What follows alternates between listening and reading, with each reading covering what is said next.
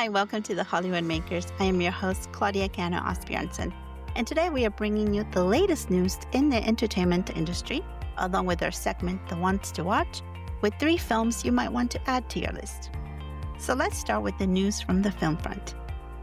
Starting with the 2025 edition of the Cannes Film Festival that has made waves ahead of its opening ceremony by updating their red carpet dress code, banning nudity and big or voluminous dresses. Quotations. For decency reasons, nudity is prohibited on the red carpet as well as any other area of the festival. Voluminous outfits, in particular those with a large train that hinder the proper flow of traffic of guests and complicate seating in the theater, are not permitted. The festival welcoming teams will be obligated to prohibit red carpet access to anyone not respecting these rules. End quotations. A few attendees had to rethink their outfits, including Halle Berry, who is one of this year's competition jurors. But some other ladies opted to stay with their big dresses in spite of the new dress code. Something else that has been noticed at this year's Cannes is a bit of a belt tightening. Cannes has always been known for its glamour and lavish parties, but this year many studios and streamers have been more conservative in the number of executives that are attending the festival.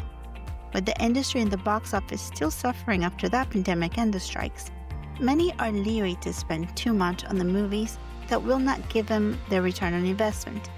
And to add more worry to this, Trump's announcement about the imposition of a tariff on films produced in foreign lands has studio executives on edge. Though Trump backed down on the 100% tariff for now, the uncertainty of him changing his mind again makes everyone more hesitant.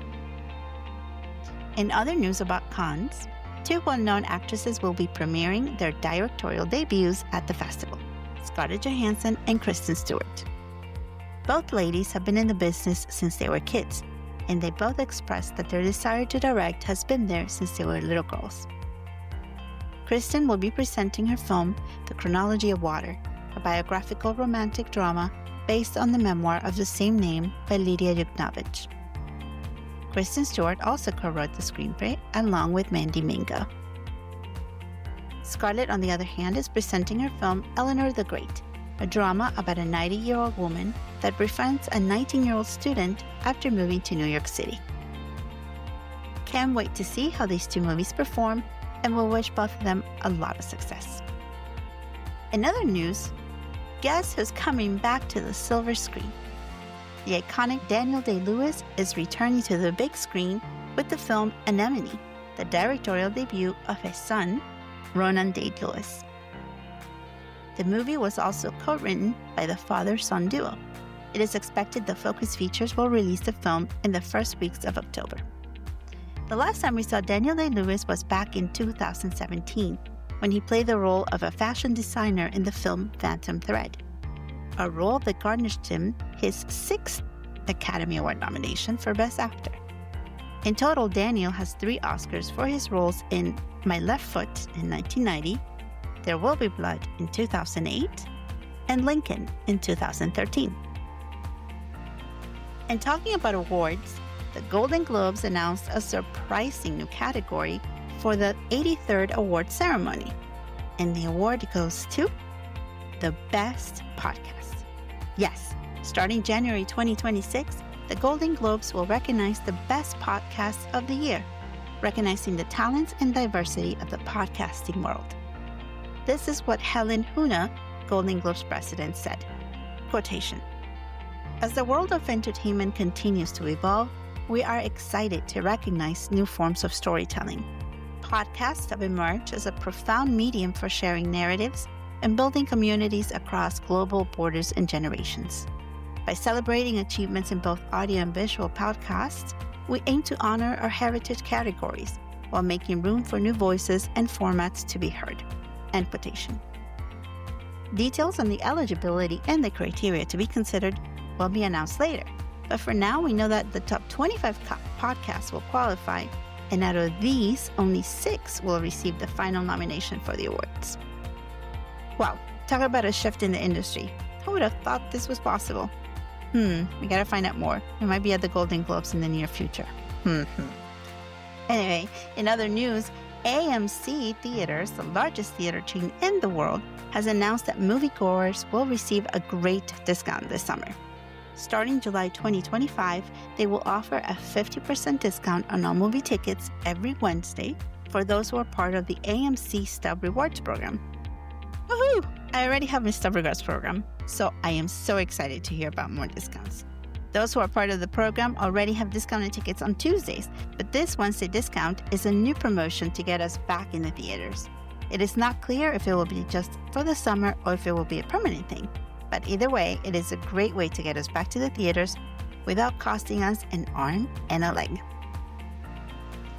By the way, this is not an ad for AMC, but joining the Basic Stubs program is free. Now that I updated you on the film side, let me give you an update on what is happening on the TV and streaming side. Selena fans rejoice. The Queen of Tejano music is getting a new movie. It is now official that a new documentary feature about Selena Quintanilla will be released by Netflix at the end of the year. The film Selena y los Dinos is directed by Isabel Castro and is executive produced by Michelle Anthony and Selena's siblings, Suzette Quintanilla and Avi Quintanilla III, who are also a part of Los Dinos. According to Netflix, the film chronicles the late star's life and legacy through never-before-seen footage from the Quintanillas family's personal archive. As a Selena fan, I cannot wait. And it seems like Netflix is on a roll to bring to the screen the life of music queens, because it is also announced that after many years and talks about a biopic about music icon Madonna, it will now come to us as a limited series at the hands of Sean Levy. The project is in early development at Netflix, but the excitement is building for all of us Material Girl fans. To wrap up our streaming news, another limited series that you might not want to miss is Wild Things, the story of the famous magician duo Siegfried and Roy. The production is just starting at Apple TV+, and to play the magical duo, we have none other than Jude Law as Siegfried and Andrew Garfield as Roy. Both actors will also executive produce alongside John Hoffman, who is said to be the writer and showrunner as well. Well, that was a lot of information, so don't say we don't tell you stuff to keep you well informed. Now, here are the movie releases that you should add to your must-watch list in our segment, The Ones to Watch. Releasing May 23rd is Mission Impossible: The Final Reckoning, Tom Cruise's last run as Ethan Hunt.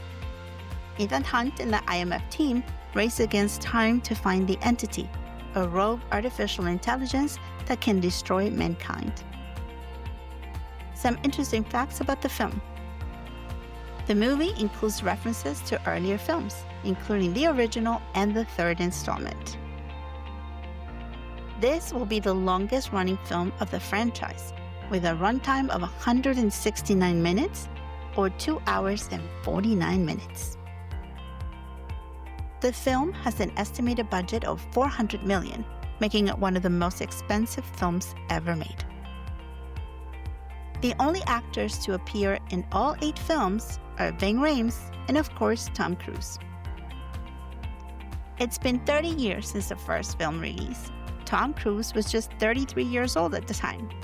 This installment comes just a few weeks before Tom's 63rd birthday.